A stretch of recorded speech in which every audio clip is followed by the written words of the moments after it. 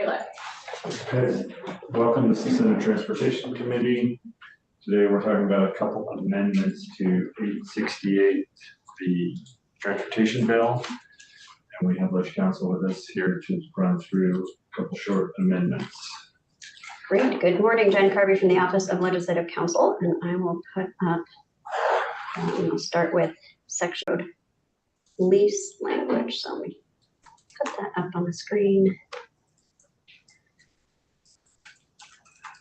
This amendment, which currently has all of the members of this committee, as well as Senators Harrison and Sears, would be moving to strike out section 31, which is that same 5 VSA 3405 that we're about to put back in, and putting in a new version that would keep the strike-throughs for the needing the approval of the governor and the General Assembly or various legislative committees for the secretary to enter into a lease or other arrangement for continued operation, keeps the added reference to the federal regulations, and it keeps the strike of the report on these short-term leases.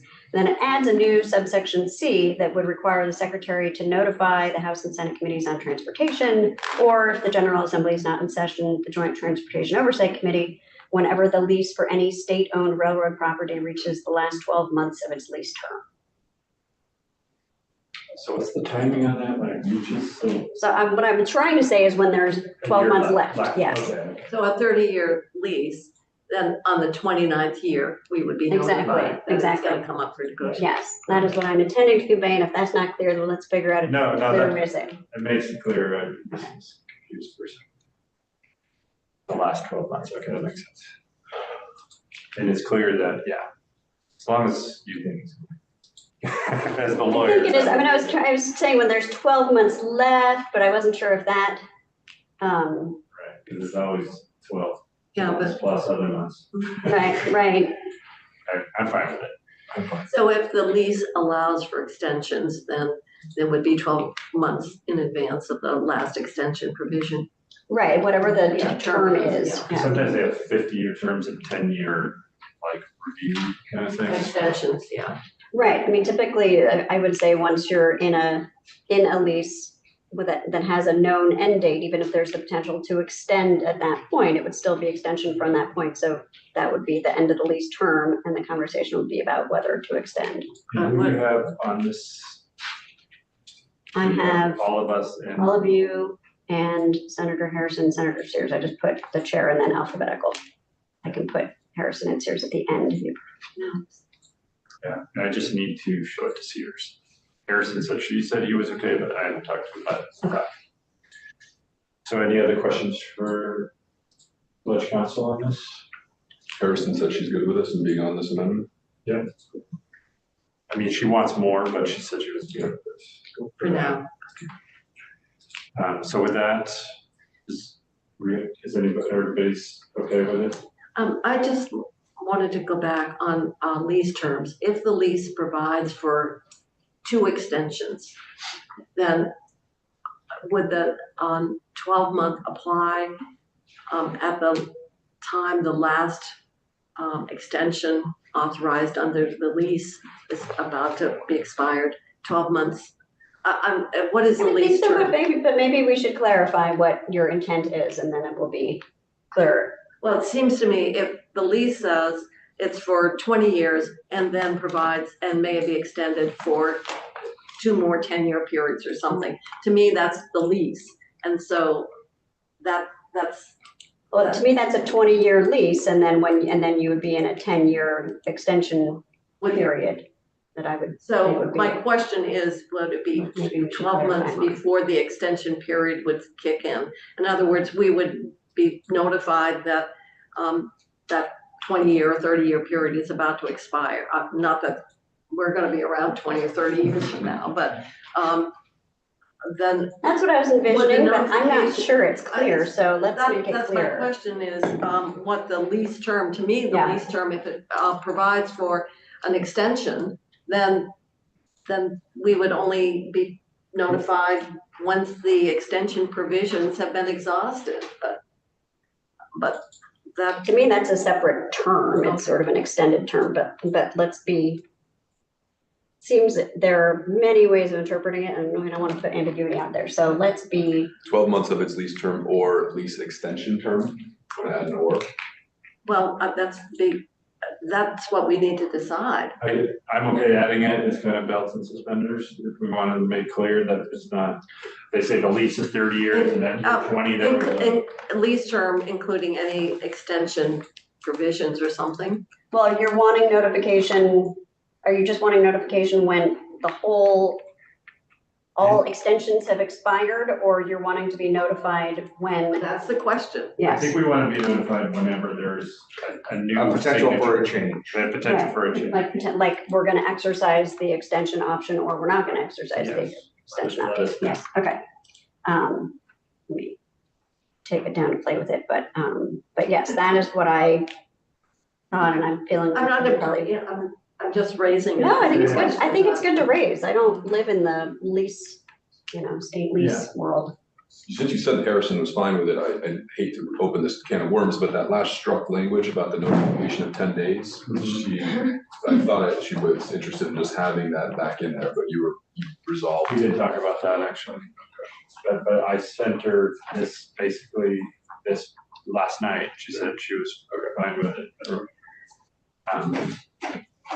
I don't see why we need that, but yeah. It's another notification, it's not a check-in, but yeah, that's. I mean, I think just so we can get the bill passed, but this is, if she doesn't like it, she can also offer another amendment to further change that, or we can work with her in conference. Which is what I thought. Yeah, and that sounded like she was trusted us in that regard. I'm gonna have to think about this a little bit. I just Wait a minute. So- Well, let's do the Yeah. other amendment. We're all supportive of that amendment, and I think we're just gonna trust Ledge Council to change the language. I will share it with you. Maybe I'll share it with all of you, and you can. Right. But write it up as if we can, so we can give it to the Senate. Okay. So, All right, and then here is the other one on section 30.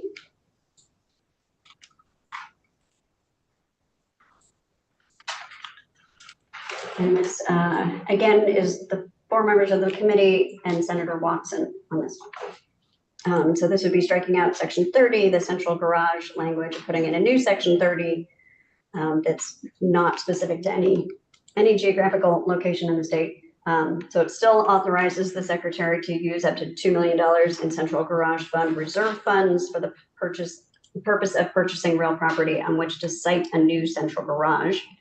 And it still says, notwithstanding 19 VSA section 13A, the secretary may use central garage fund reserve funds for design services necessary to construct a new central garage on the site. And then the new language is what's highlighted here. Provided, however, the secretary shall collaborate with the municipality in which the new central garage is to be located regarding the design and construction of the facility. any comments, questions, concerns? Your district. Yeah, well, it might be another district. Yeah, now it's- We don't know now where it's they're expensive. going to go. Yeah. Could be. Could Could be your district. Yeah, could be, move into the South Burlington Mall. Okay. I'm fine with that. Oh, so we struck that narrowly about that one parcel with the 23. It was limiting, so, Because they might not, if they can't reach an agreement, or it turns out the wetlands is an issue or something like that. we were just constraining their ability to that one parcel, We which, have to come Because that's what they had asked for. Right. But now that there's difficulties or whatever, that Just in case something happens, because they said they haven't actually made a final deal with the person that wants to sell the land. So they said that, who knows what could happen in this real estate, those real estate So- agents or. Jonathan, if you're looking for a realtor. So they said, just in case something goes wrong, they don't have to come back and get permission for a different site. So we're trusting them that, well, here's the $2 million to get going on it. But we want you to work with the town that's where you pick. Right. But we don't want to get the town veto authority over it, because that's just not workable in case. all right, Votes. Okay, so you're okay, Russ? I am, yes, I am. Okay, so we will ask Ledge Council to write those two up. And I did check with Senator Watson. Senator Watson had contacted you about a similar amendment. Yes, I think it's actually, but I think both Senator Harrison and Senator Watson have amendments in the calendar. Right.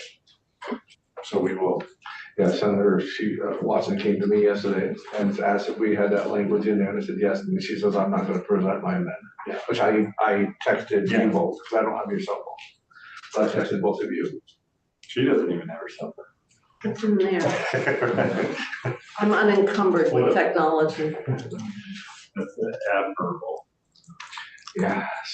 So are we Okay, So I finished? think we're done unless there's anything else. No, I'm sending you the clean version of the section 30 amendment, unless you want me to wait and send you both at the same time. I'm good You with can all send that, us yeah. one at a time, whatever's best for you, I'll send and then I'll, it to you and Megan, and then you yeah, can bring it And I'll bring it upstairs. And you'll take it up because you're the lead. You're, I'll pick it up, and then I'll talk with those, explain things to the, now that you're the official chair. Yeah. it's on the, it's on the Congratulations. sheet. Yes, it is, congratulations. Oh, we got it Jan. already? I know, Megan's quick. Look at me, I'm the bottom of the list. I'm a nobody. But look, you're like, kind of like stand by yourself. Well, yeah, you saw my own. Yeah. You keep us all on the straight and narrow. I stand by myself. Yeah.